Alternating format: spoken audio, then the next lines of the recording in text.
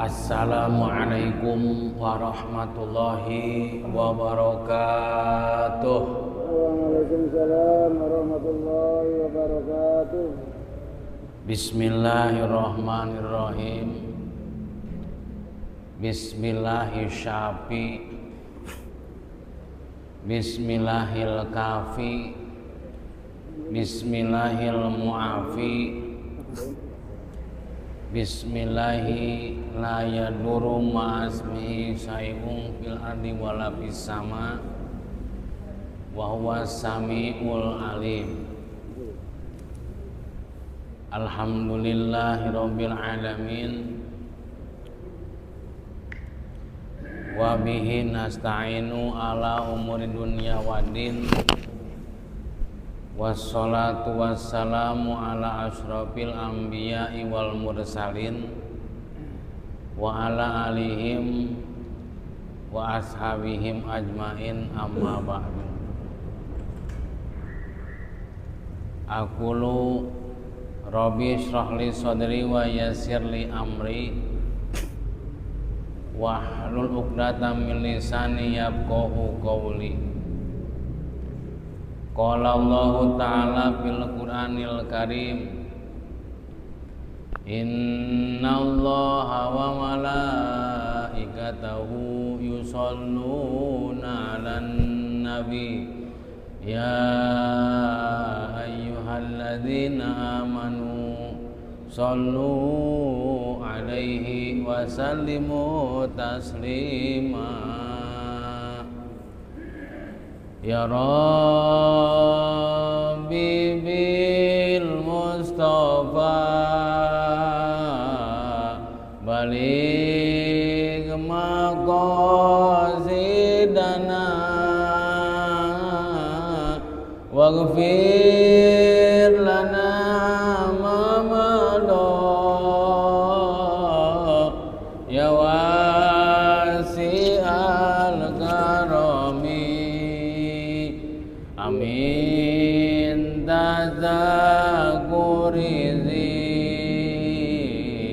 ronim bizi salamin madad tadam anjaro min muqnatin bidamin. Ya Rabbi bibil Mustafa balik maqasidana waghfir lana ma madha ya wasi al-karam huwa al-habibul ladzi turja syabatuhu likulli hawli minal ahwali mutahami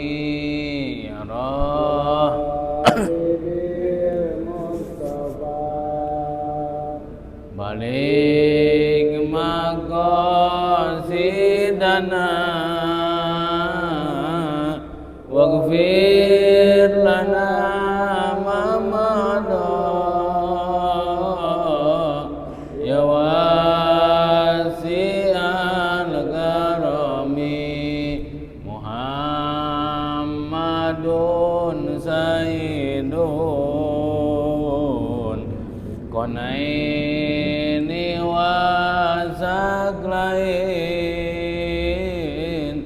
niwal fariqain min urbin wa min ajamin ya Rabbi bil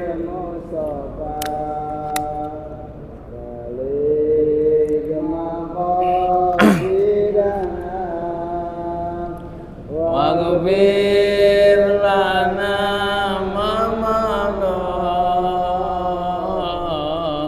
ya wasi'al karami Allahumma sholli wa sallim wa barik alaihi. Para jamaah Masjid Jami Al-Mujahidin bersyukur kepada Allah Subhanahu wa Ta'ala, bersolawat kepada Kangjeng Nabi Muhammad Sallallahu Alaihi Wasallam. Semoga kita semua senantiasa dalam keadaan sehat walafiat. Kajian pada malam ini diambil masih dari kitab Tanqihul Qawal. Bismillahirrahmanirrahim. Al-babu salisu, bab yang ketiga, fi fadilati bismillahirrahmanirrahim, mengutarakan keunggulan baca bismillahirrahmanirrahim.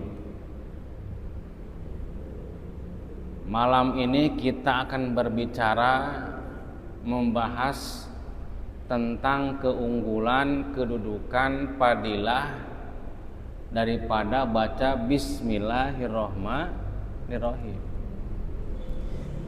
Ini kalimat sederhana, tapi bisa menentukan semua kerjaan kita, amal-amal kita itu akan mendapatkan keberkahan kalau diawali dengan bismillahirrahmanirrahim. Kalau kita perhatikan awal Quran pun yang 30 juz itu ditulis jelas bismillahirrahmanirrahim. Dan semua kitab yang dikarang oleh para ulama, yang besar, yang kecil, yang tebal, yang tipis, diawali dengan mengucapkan bismillahirrahmanirrahim. Waqala, dan berkata Nabi sallallahu alaihi wasallam, ma min abdin yaqulu bismillahirrahmanirrahim, tidak serta-merta diucapkan dari seorang hamba. Kita berarti kalau hamba bismillahirrahmanirrahim, lafaz bismillahirrahmanirrahim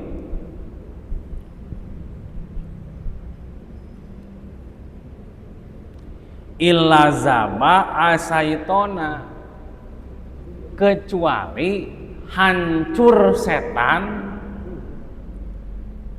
kama yazubu rososu alanar, seperti hancurnya timah yang dibakar oleh api. Nah, bismillah semua bisa, Pak. Anak kecil bisa. Berarti PR-nya sekarang bukan membacanya, tapi menumbuhkan keikhlasan, menumbuhkan karena Allahnya dalam membaca bismillah. Kata Rasul, siapa orang yang membaca bismillahirrahmanirrahim satu kali, yazubu syaiton, maka hancurlah seketika setan. Kama yazubu rososu alanar, seperti hancurnya tembaga timah oleh api. Berarti sifat syaiton atau setan yang mengancik pada diri kita bisa diruqyah dengan membaca bismillahirrahmanirrahim. Cuman kita PR-nya sekarang tinggal bagaimana cara bacanya. Kalau cuman bismillahirrahmanirrahim bisa anak kecil nge. Nah, berarti yang perlu digarisbawahi adalah menumbuhkan keikhlasan dan karena Allahnya. Kalau cerita zaman dulu itu bukan fasihat bismillahirrahmanirrahim, tapi bismillahirrahmanirrahim. Bacanya pun nggak benar, bismillahirrahmanirrahim. Tapi dengan bacaan itu kok bisa terbang? Kok bisa ada di mana? Kok timbul karomat? Ternyata yang membawa semua itu bukan lafadznya, tapi keikhlasan karena Allah membacanya, Pak. Dulu di kota Bandung ada seorang perempuan, putri ulama gede, Pak. Ya. Dia belajar bismillah kepada ayahandanya. Malum seorang kiai besar. Cuman kelemahannya dia nggak bisa fasihat. Baca bismillahnya bukan bismillahirrahmanirrahim, malah bismillahirrahmanirrahim. Dengan tahun-tahun belajar bisalah membaca bismillahirrahmanirrahim dengan fasihat. Nah, ketika ada kasus maling masuk rumah, refleks yang dibaca bukan bismillahirrahmanirrahimnya, tapi bismillahirrahmanirrahim. Luar biasa, itu maling kabur. Takut dengan bismillahirrahmanirrahim. Ternyata Allah itu bukan melihat sebagusnya bacaan, tapi Allah melihat keikhlasan karena Allah dalam membacanya, Pak. Sekarang kan bismillah diulik apalagi oleh para qiraat. Sampai panjang, sampai bagus. Tapi belum tentu bobotnya di hadapan Allah ada. Tapi orang tua dulu tidak mengukir bacaan biasa baik, tapi bobot bacaannya subhanallah. Baca bismillah pun menjadi karomat. Pan kita baca walaupun banyak, bismillahirrahmanirrahim banyak, tetap nggak ada artinya. Kenapa? Bukan yang salah bacaannya, bukan. Apa? Tingkat keikhlasan dan kepasrahan kitanya. Kalau kita artikan Bismillahirrahmanirrahim. Bismillahi dengan menyebut nama Allah. Ar-Rahmani yang maha pengasih, Ar-Rahimi yang maha penyayang.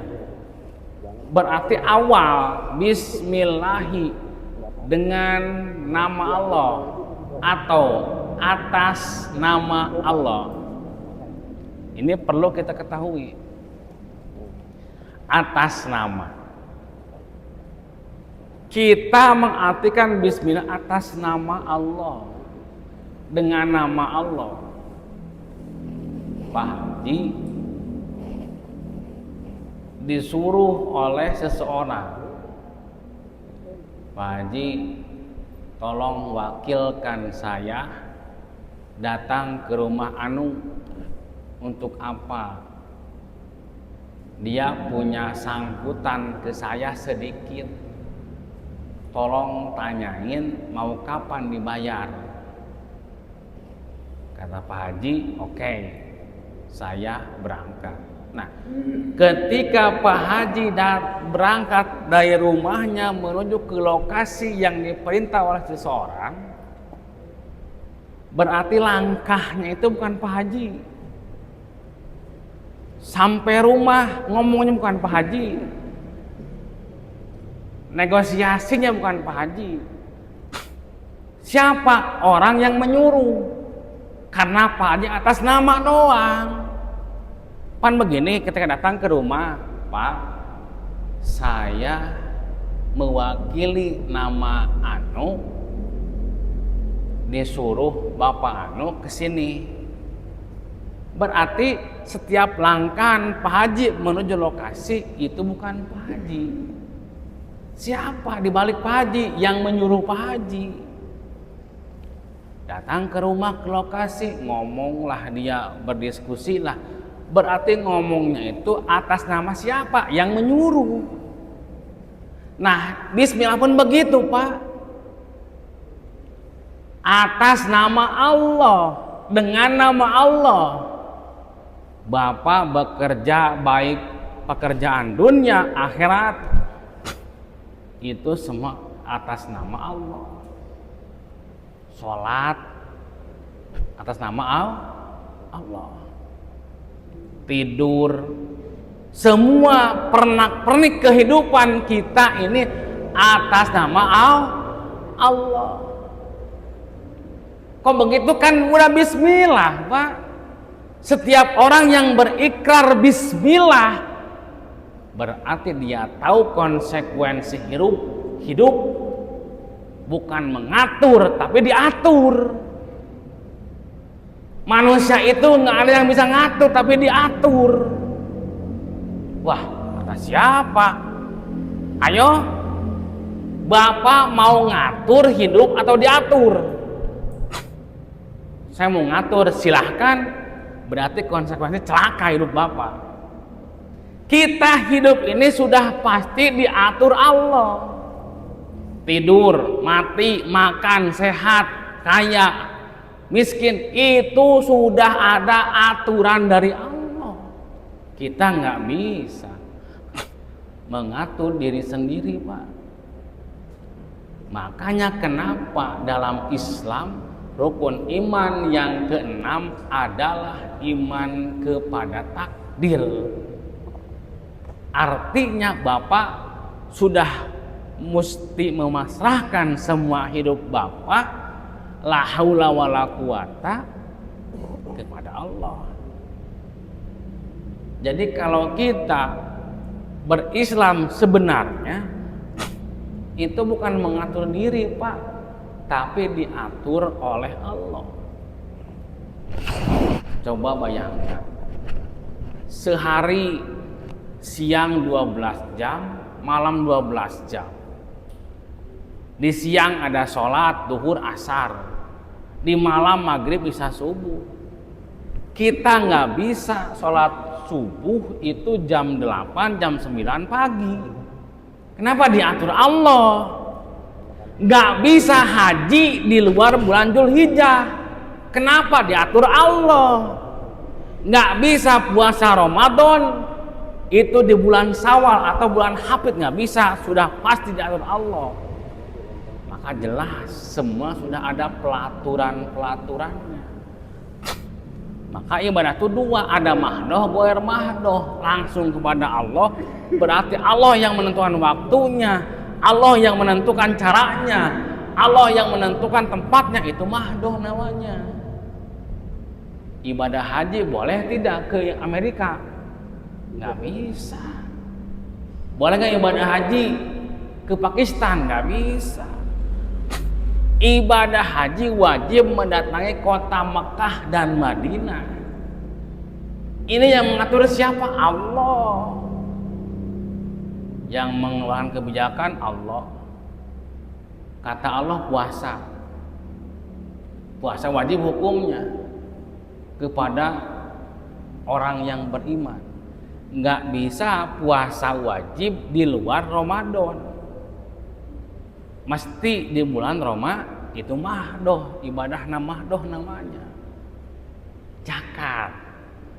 Kata Allah, zakat keluarkan, wa mimma razaqnahum yunfikun. Keluarkan dari sebagian hartamu, cuman pikuti baladi, makanan pokok, zakat fitrah namanya, nggak bisa selain zakat, selain makanan pokok, Allah yang mengatur. Maka semua pernak-pernik ibadah kehidupan kita sudah ada yang ngatur. Kita dilahirkan oleh emak ibu kita, gubrag lahir ke alam dunia. Kita ini menjalankan kehidupan ke depannya itu yang sudah pasti, bukan yang tidak pasti, Pak. Bapak di sini sekarang di Masjid Al-Mujahidin duduk bersama dengan saya di sini bareng-bareng ngaji. Ini bukan serba kebetulan. Ini sudah ada di Lauh Mahfudnya. Ini sudah ada catatan Allahnya. Tanggal sekian, tahun sekian bakal bareng ngaji dengan siapa? Ustaz Rauf. Ini sudah tercantum di Lauh Mahfud. Kita sekarang tinggal ngejalaninnya. Coba Bapak, ada dalam hati Bapak ragu hal kematian? Cung, yang ragu kematian. Bapak kepada kematian ragu apa percaya? Yakin kan tanpa keraguan 100% pasti mati, pasti. Itu nggak ada keraguan. Tuh, itu kan sudah pasti. Kapan? Allah yang menentukan. Kita nggak bisa, ya Allah sekarang aja mati, nggak bisa. Tahun depan ya Allah, nggak bisa. Allah yang menentukan. Maka hidup kita ini bagaimana? Allah. Deklarasi pertama, Bismillahi, dengan menyebut nama Allah. Berarti semua aktivitas kita atas nama Allah. Mana kitanya, mana manusianya, tidak ada kecuali Allah yang ada di situ. Tuh, Pak, mana kitanya? Tapi kita punya masalah ngaku.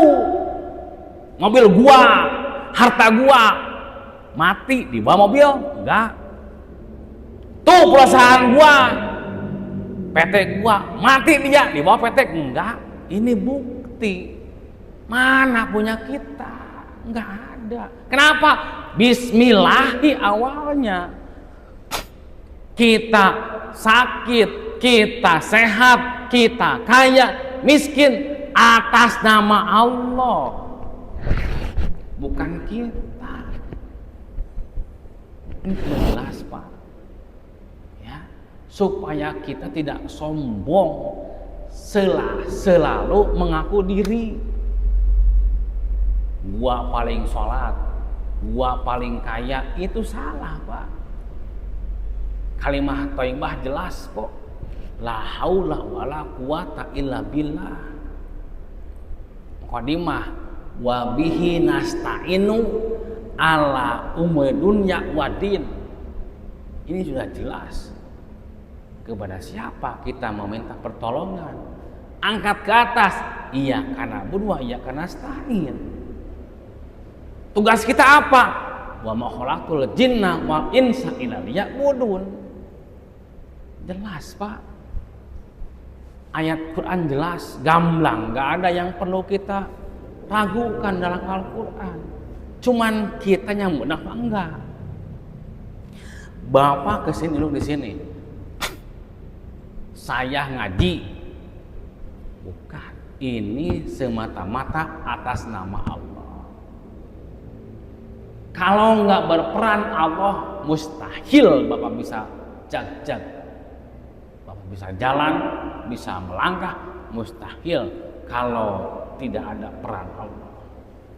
Maka dalam ilmu tauhid jelas, la ilaha illallah, la maujuda illallah, la ilaha illallah, la maksuda illallah, la ilaha illallah, la matluba illallah. Jelas tauhid mengatakan.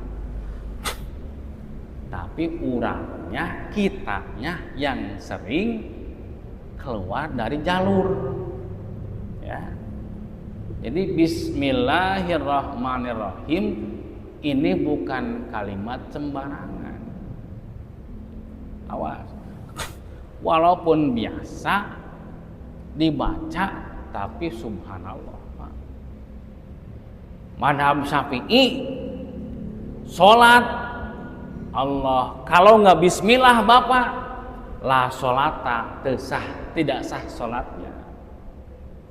Nggak bismillah, ya, nggak bismillah. Fatihah berapa ayat Fatihah Pak? 7 ayat, coba hitung. Alhamdulillahirabbil alamin 1, Ar-Rahmanir-Rahim, Malik Yaumiddin, Iyyaka na'budu wa iyyaka nasta'in, Ihdinas siratal mustaqim, siratal ladzina an'amta 'alaihim ghairil maghdubi 'alaihim waladdallin. Itu genep ayat, Pak, 6 ayat. Gabung dengan bismillahirrahmanirrahim 1 ayat. 7 ayat itu dengan apa? Bismillah. Bismillahirrahmanirrahim. Ayatun minha, kata ulama. Bismillahirrahmanirrahim 1 ayat dalam Fatihah. Jadi Allah menurunkan Al-Quran Sabul Masani 7 ayat itu plus bismillahirrahmanirrahim. Maka kenapa kita mesti tidak pakai bismillah? Di Arab nggak pakai, enggak. Di Madinah enggak, di Mekah enggak pakai bismillah. Kan kita biasa sholat Allahu Akbar, bismillahirrahmanirrahim, alhamdulillahirabbil alamin. Tapi kalau orang-orang sono di Mekah, di Madinah, Allahu Akbar, alhamdulillahirabbil alamin. Benar Mas Sulam ya? Enggak pakai bismillah. Ini pertanyaan buat kita.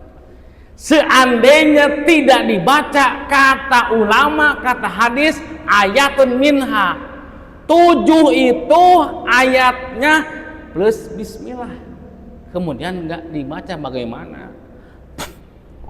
Apa kita menyalahkan yang di Mekah? Tidak. Madinah tidak menyalahkan. Tapi mengkaji, ini perlu ilmu di sini. Perlu keilmuan di sini, Pak.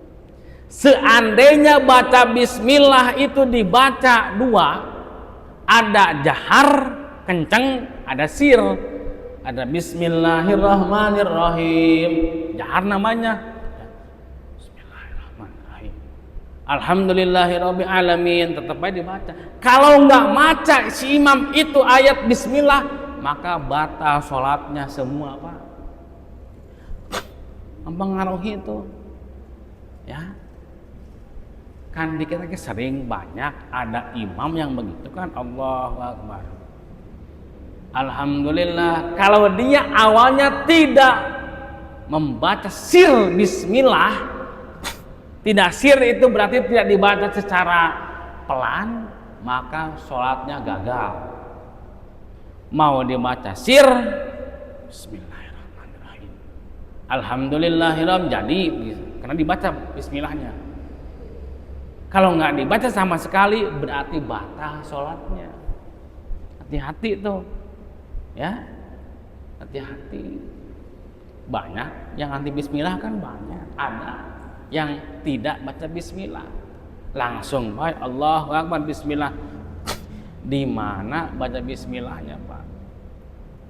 Ini perlu kajian secara pribadi, kita nanamkan bahwa bismillahirrahmanirrahim itu satu ayat pada alhamdulillah atau pada Fatihah. Kalau nggak ada bismillah berarti 6 ayat dong, bukan 7 ayat. Ini salah kan, Pak? Ya. Kemudian kata Nabi wa qala sallallahu alaihi wasallam, ma min abdin yaqulu bismillahirrahmanirrahim illa amarallahu ta'ala al-karamal katibin antaktubu pidaywanihi arba'i mi'ati hasanatin. Masya Allah. Kata Nabi, siapa orang yang baca bismillah 1 kali, bismillahirrahmanirrahim, maka Allah subhanahu wa ta'ala mengutus kepada malaikat yang mencatat amal kebaikan dan menyatatkan kebaikan sebanyak 700 kebaikan. Coba Pak, 1 kali, cuman tingkatkan baca bismillahnya sekarang. Ya, kan ketika mau makan bismillah, minum bismillah, ini perlu semua. Dan kata Rasul, siapa orang yang melakukan pekerjaan baik tidak diawali bismillah, fahuwa aqta au ajdam, maka putus barokah. Jadi yang menentukan pekerjaan barokah dan tidak di hadapan Allah adalah bismillah. Apa salahnya sih kita awali bismillahirrahmanirrahim, bismillahirrahmanirrahim. Cukup hati yang membaca, bukan lisan. Bismillahirrahmanirrahim, wah terlalu sombong. Cukup hati yang membaca, Pak. Maka tingkatkan bacaannya, ya. Apalagi sampai ditirakatin bismillah, ditirakatin, diwiridin, Pak. Wirid bismillah bagus. Ya. Pertama kali saya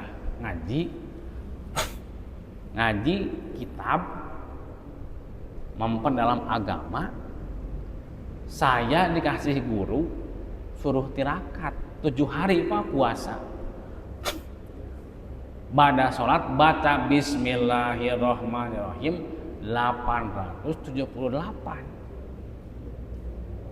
Itu barokahnya, cepat ngaji, cepat bisa. Alhamdulillah, Pak, sampai sekarang. Ya. Jadi pernah ngalamin tirakat bismillah, dibaca 878 pada sholat, tapi puasa 7 hari. Dan alhasil alhamdulillah, karena waktu itu kata guru, ini kamu tirakatin, puasain, ini amalin, insya Allah kamu bisa ngaji. Alhamdulillah, Pak, alhamdulillah. Ya. Tapi jangan lepas syariat.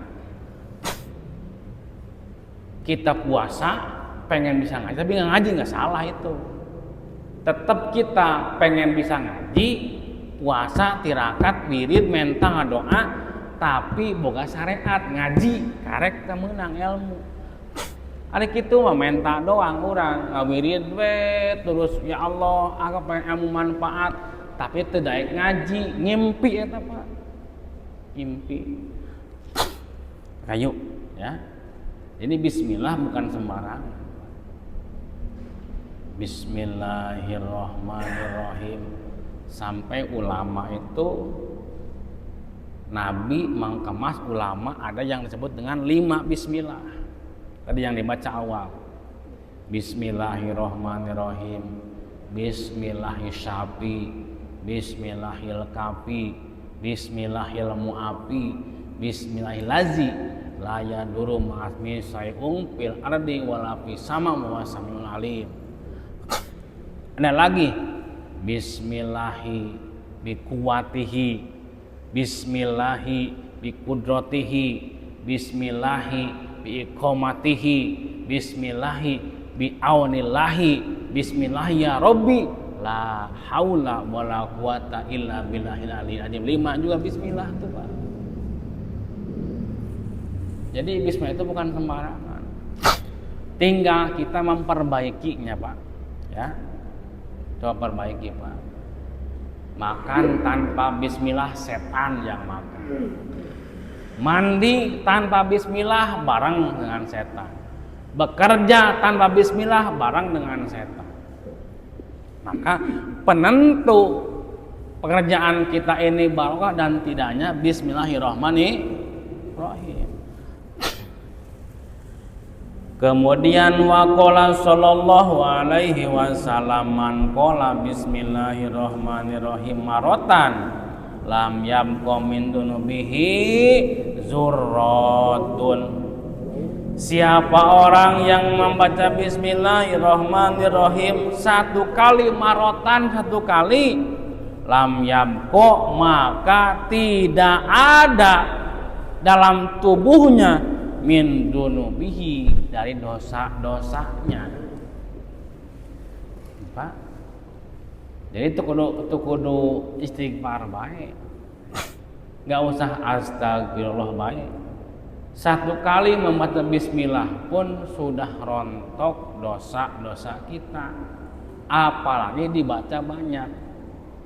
Ya, saya yakin yang di sini belum pernah baca bismillah sampai 100, 200, 300 belum pernah kan? Ya. Benar, Pak? Baca dong. Ini terkadang kita minta amalan ke kiai ABCD, amalan nih, amalan B, amalan C. Wah, banyak B. Sementara yang biasa dibaca nih syahadat asyhadu alla ilaha illallah wa asyhadu anna muhammadar rasulullah astagfirullahaladzim bismillahirrahmanirrahim la haula wala quwata illa billahil azim. Kenapa kita nggak ada serhati yakin kepada kalimat itu? Padahal jelas. Siapa orang bismillah sekali baik, tadi 1 kali marotan diampura dosa, diampuni dosa, apalagi 2, 3, 4 sampai ratusan. Pak, ya. Apa pernah kita memwiridkan syahadat asyhadu alla ilaha illallah wa asyhadu anna muhammadar rasulullah misalnya dibaca 100 kali? Belum pernah, Ustaz. Ya makanya itu kesalahan kita, Pak. Baca dong. Jangan cuma dalam sholat doang. Syahadat asyhadu alla ilaha illallah wa asyhadu anna muhammadar baca oleh Bapak. Berapa mampunya? 10, 20, 100, 200 bagus, Pak. Daripada wirid yang enggak karuan. La haula wala quwata illa billahil aliyil azim. Bagus. Ibadah. Tapi kenapa kita terkadang terkecoh dengan amalan-amalan pemberian orang? Padahal jelas itu amalan-amalan kalimah thayyibah, Pak. Ya. Kalimah thayyibah. Bismillahirrahmanirrahim. Bismillahirrahmanirrahim. Bismillahirrahmanirrahim. Amalin. Wiridkan sekali-kali, Pak. Wirid. Niat apa? Karena Allah niatnya, Pak. Karena Allah, ya udah kita mah niat ibadah. Ya Allah, niat membaca bismillah 100 kali. niat mengagungkan namamu dan Engkau ya Allah. Bismillahirrahmanirrahim. Bismillahirrahmanirrahim. Baca terus Pak. Insya Allah ada manfaatnya. Ya. Saya sampai ngamalin tirakat 7 hari, ada yang 3 hari Pak. Kalau 3 hari itu dibacanya 1100. Satu kali duduk dibaca 1100. Bismillahirrahmanirrahim. Dibacanya. Ya. Ini bukan kalimat sembarangan. Dengan bismillah jadi bumi, jadi langit, dengan bismillah Allah. Insya Allah kita bahas ke depannya Pak. Ya. Jadi jangan menyepelekan bacaan bismillah. Ternyata bismillahirrahmanirrahim ini sangat luar biasa. Ya. Mudah-mudahan kita semua mendapatkan berkah daripada Allah Subhanahu wa taala. Dan semoga kita semua mati dalam keadaan husnul khatimah. Al-Fatihah. A'udzubillahi minasyaitonir rajim. Bismillahirrahmanirrahim. Alhamdulillahirabbil alamin. Iyyaka na'budu wa iyyaka nasta'in. Ihdinas siratal mustaqim. Siratal ladzina an'amta 'alaihim ghairil maghdubi 'alaihim waladdallin. Amin.